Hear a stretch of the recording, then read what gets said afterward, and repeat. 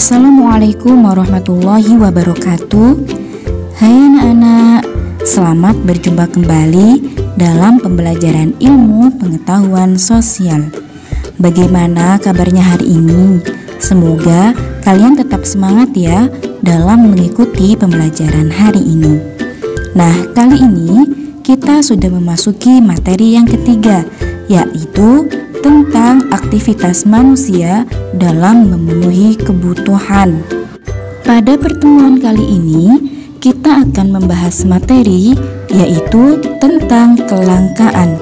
Tetapi sebelum Ustazah memulai pembelajaran hari ini, alangkah baiknya kita bersama berdoa terlebih dahulu dengan membaca basmalah.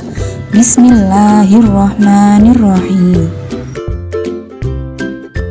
Tujuan pembelajaran kali ini adalah: yang pertama, siswa diharapkan mampu menjelaskan pengertian kelangkaan.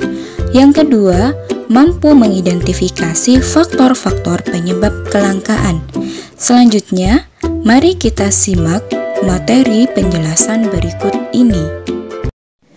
Manusia dikenal sebagai makhluk ekonomi atau disebut dengan Homo economicus. Sebagai makhluk ekonomi, manusia tidak pernah merasa puas dan selalu berusaha terus-menerus untuk memenuhi kebutuhan hidupnya. Kebutuhan adalah suatu keinginan terhadap suatu barang ataupun jasa yang menuntut adanya pemenuhan. Apabila tidak dipenuhi, maka akan mempengaruhi kehidupan. Untuk memenuhi kebutuhan tersebut, manusia bertindak sebagai makhluk sosial. Manusia tidak mampu memenuhi kebutuhan tanpa melakukan interaksi dengan orang lain. Tindakan manusia melakukan interaksi dengan manusia lainnya untuk memenuhi kebutuhan. Misalnya, untuk memperoleh beras, manusia membeli dari pedagang yang ada di pasar, karena secara individu mereka tidak mampu untuk menghasilkan beras tersebut. Nah, sekarang pernahkah kalian memperhatikan aktivitas setiap orang yang ada di sekitar kalian? Orang-orang yang ada di sekitar kalian melakukan aktivitas sepanjang hari agar kebutuhannya terpenuhi.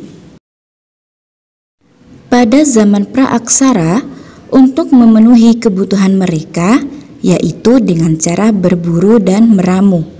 Kemudian, seiring dengan majunya cara berpikir dan kebudayaan, mereka memulai hidup menetap dan bercocok tanam untuk memenuhi kebutuhan dan dilakukan dengan cara barter.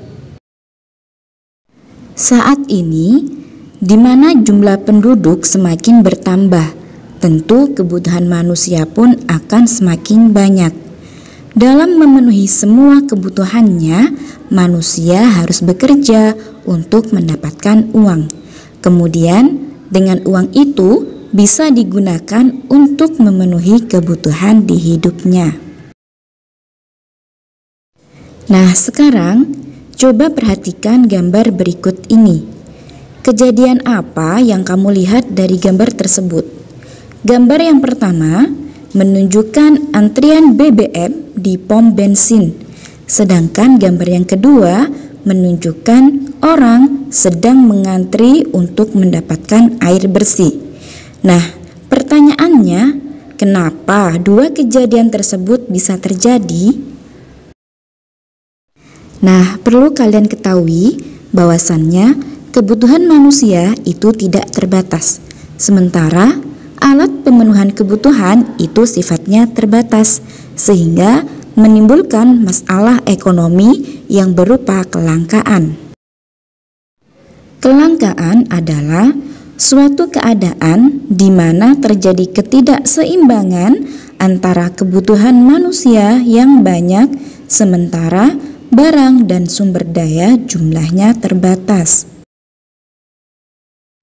Contohnya, LPG yang sering langka karena adanya produksi yang terkendala, tetapi kebutuhan masyarakat banyak, maka timbullah kelangkaan dengan adanya antrian yang panjang.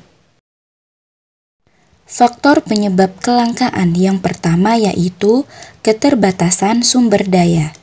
Alam menyediakan sumber daya yang cukup melimpah, namun tetap saja jumlahnya terbatas. Apalagi jika manusia mengolahnya secara sembarangan.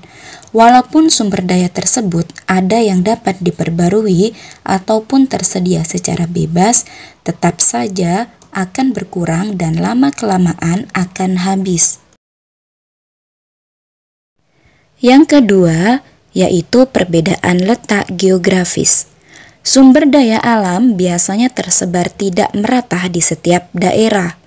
Ada daerah yang sangat subur, ada daerah yang kaya akan barang tambang. Namun, ada pula daerah yang gersang dan selalu kekurangan air. Perbedaan ini menyebabkan sumber daya menjadi langka dan terbatas, terutama bagi daerah yang tidak mempunyai sumber daya alam yang melimpah. Yang ketiga, pertambahan jumlah penduduk.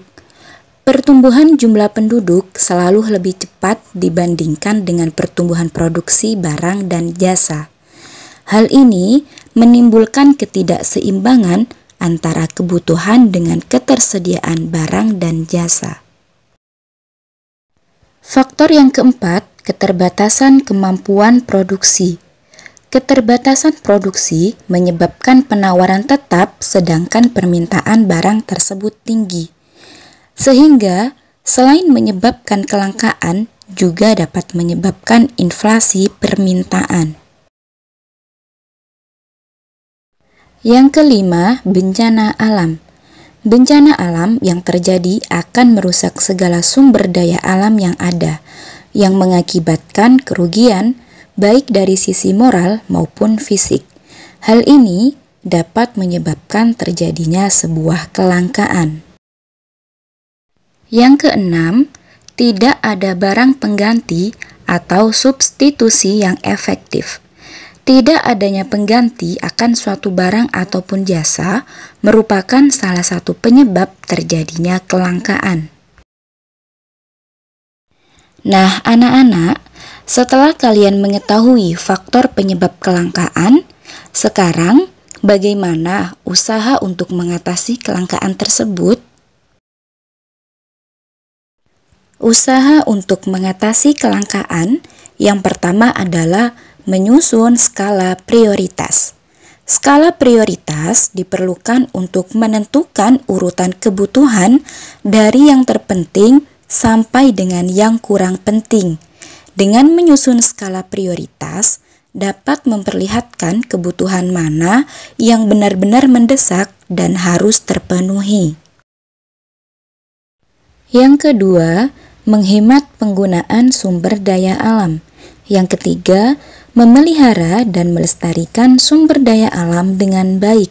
Yang keempat, menciptakan alat pemenuhan atau barang pengganti. Dan yang terakhir, meningkatkan pengelolaan berbagai macam sumber daya alam sehingga lebih bermanfaat bagi kehidupan manusia. Nah, anak-anak, sudah paham kan mengenai konsep kelangkaan dan kebutuhan? Sampai di sini dulu pertemuan kita kali ini. Bertemu lagi pada pembahasan materi selanjutnya. Wassalamualaikum warahmatullahi wabarakatuh.